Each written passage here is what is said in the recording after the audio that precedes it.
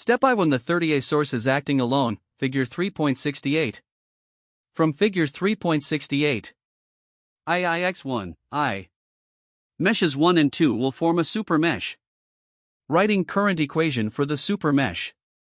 II1 2 II30 equals I2 I2.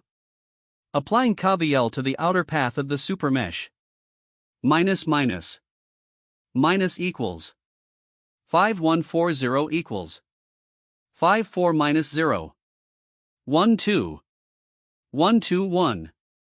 I11 minus I1. X.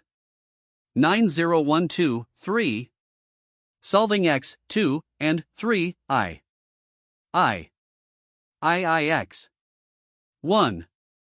2. 1. 3. 27. 3. Equals minus. Equals I1. A. Step 2. When the 20V source is acting alone, figure 3.69. Applying KVL to the mesh. 2540. 2. Minus 5 minus 4. Equals 2. I1. I. XX1 I1X. X. 1 I1. A. Step 3. By superposition theorem.